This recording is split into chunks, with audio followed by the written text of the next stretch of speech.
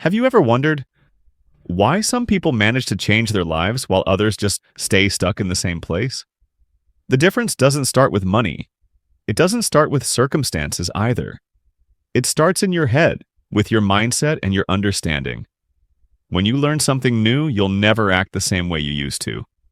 And that tiny shift in awareness, it's enough to create an entirely different life.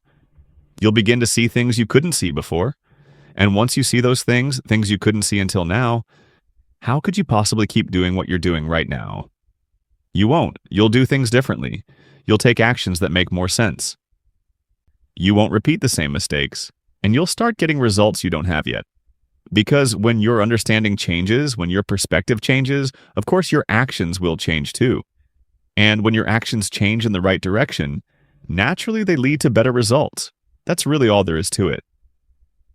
So instead of complaining, I failed, I can't read this text, maybe life just didn't give me the talent for reading. No, the job is simple. Turn yourself from not knowing into knowing.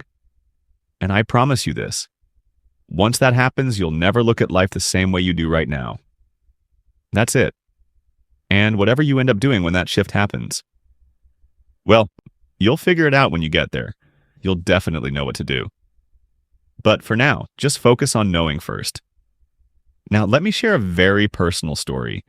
In this talk, I want to touch on small, everyday things. Really ordinary stuff. But if you take this same pattern, this way of thinking, and apply it to all kinds of other areas, you'll see a common thread running through them. There's something universal about it. Years ago, I had a really silly problem. Want to know what it was? Stubbornness, to be more exact. Being stubborn and foolish. Stuck in my ways, knowing little, yet still being hard-headed. Have you ever felt frustrated when someone disagrees with your opinion? And it could be anyone, from the people closest to you to just casual acquaintances. You hold a view about something and others don't agree. And often these views are about very simple things. Maybe you think this phone is great, but someone else thinks it's garbage. Maybe you think this team is amazing or this player is excellent, but others say no, even mocking what you love. So how do you react? Here's where the difference between knowing and not knowing becomes really clear. When we state an opinion and someone disagrees, our first instinct is to defend ourselves. That's natural. But then it can turn into a fight, and that fight leads to one craving: the desire to be right.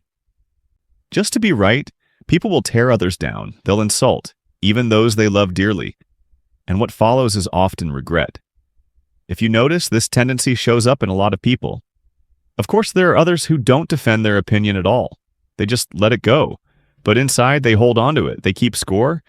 And I see that as a form of hidden violence, a kind of passive violence. It's like, I won't argue with you, you don't agree with me, fine. But I'll remember. I'll dislike you quietly, I'll keep it in here. And one day when you need my help, I'll remember, and I won't help you. Things like that. It's more common than we think. Even close friends sometimes stop talking just because of disagreements. That's the version of us before we know better. But once we understand even the basics of psychology and communication, we start handling it differently.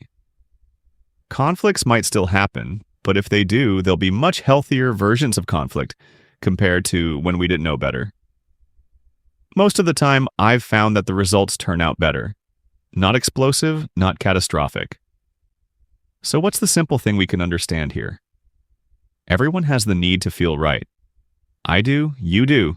But there's another need too. The need for others to recognize that we're right. Two needs. For me, I keep the first one. But I let go of the second. What does that mean? When I share an opinion, my job is reflection, research, analysis, filtering. I need to convince myself first. I need a foundation I can believe in. That's enough. I'm grateful if someone agrees with me. But if they don't, that's fine. Because I don't have the need for their agreement. I don't crave it. I don't thirst for it. And when you can practice this, you'll realize that your words just flow out naturally. Not seeking praise, not fishing for applause, not needing validation. And the result is this: if someone disagrees with you, it's normal. You're not hurt because you don't lack something you never needed. Remember this: you will never be hurt by something you don't actually need. That's a line I've reflected on a lot, and it really resonates with me. Let me repeat it once more. You won't be hurt if you don't need what you don't actually need. Take a handbag, for example. I don't need it, so I don't have it. And I'm not hurt. That's all.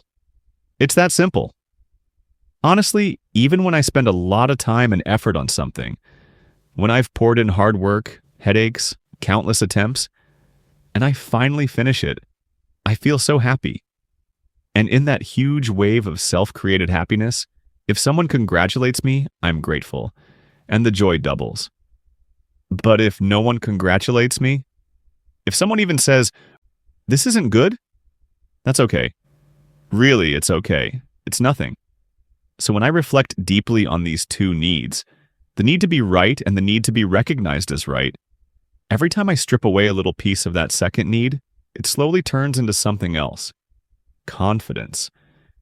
Now, don't get me wrong. This isn't about arrogance or showing off or acting superior. No, letting go of that second need actually means taking on more responsibility in life. Responsibility to be careful with what you do, what you believe, what you work hard for. Because once you're no longer chasing validation, everything you do, everything you say, has to be the result of careful thought, research, and analysis. And that's tough work. But I think that's a good thing, because if you want what you believe in, and the confidence you carry, to truly be right, then you'll be very careful with your choices. You'll be cautious about believing the wrong thing. And honestly, that's a good thing. When I realized this, going back to something simple, you think this phone is amazing, I think it's not. That's fine. That's your perspective. I have my reasons, my experiences, and that's enough for me. Why do we need to agree with each other? If we don't, so what? We see life from two different angles, and nobody dies from that, right? There's no reason to lose harmony over it. You like this artist, I like that one. You admire this person, I can't stand them. Two different views, and that's okay. I've got my reasons, you've got yours. That's enough. I don't need others to agree with me. I know that. And because of that, the way I act and speak changes. I won't try to defend. I won't try to convince. I won't try to make you change your mind. Why would I? And let's be honest, even if you tried your hardest, could you really change my mind? Probably not. I'm stubborn too. And if I'm stubborn, chances are others are too. So why waste energy? Better to just respect each other. Life gets so much lighter this way. Seriously, but sure, like every now and then someone leaves a comment that disagrees, and all I say is, "It's cool, friend. Be happy." Because I don't crave agreement. I really don't. And I think everyone should develop independent thinking. If you believe an idea is wrong, I respect you. It doesn't mean I dislike you. It's just perspective, that's all. Everyone wants to be right. Everyone wants to have a voice. Everyone has their reasons, their background, their experiences. So let's respect each other, that's it. But as for the need to make others agree with us, let it go. You'll feel so much lighter. And if we can think this way, life becomes so much more peaceful. Even if conflict does happen, it doesn't have to be earth-shattering. More often, it becomes healthy conflict. But if you meet someone who constantly wants you to change, who insists that you must accept their way, that you must agree, that you must praise their opinion, no matter your reasons, your experiences, your perspective, and they keep repeating this behavior day after day, month after month, what then? Well, then stop dealing with them. And it still preserves peace, harmony, and joy. Life goes on. That's all there is to it. We'll grow so much if we keep independent thinking and let go of the craving for agreement.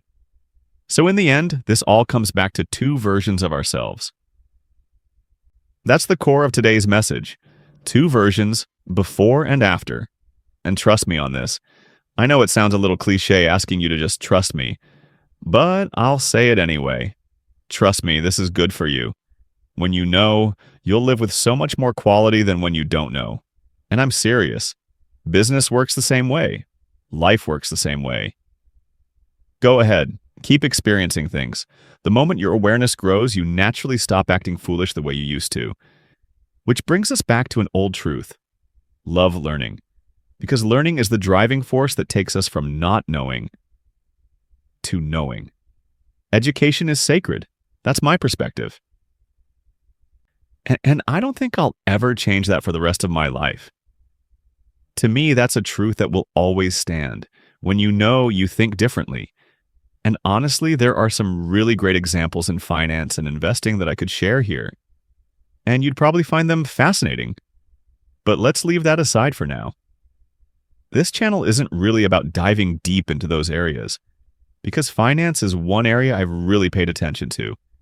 And what I've noticed is this. People don't always care about books or what others are actually trying to share. Most of the time, they interpret the message however they want. Like sometimes you'll see this wave of hype around some investment or speculation product, and the original speaker is clearly trying to warn people. But then in the comments, so many people are asking, "So, can I buy now?" And honestly, I find that tendency a little disappointing, because in the world of investing and finance, there are so many examples of these two versions we've been talking about. The version before you know and the version after you know. But let's leave that for another time. A time when I know you'll catch the meaning exactly as I intend it. All right, that's it for today's episode. Thank you for being here, and I'll see you next time.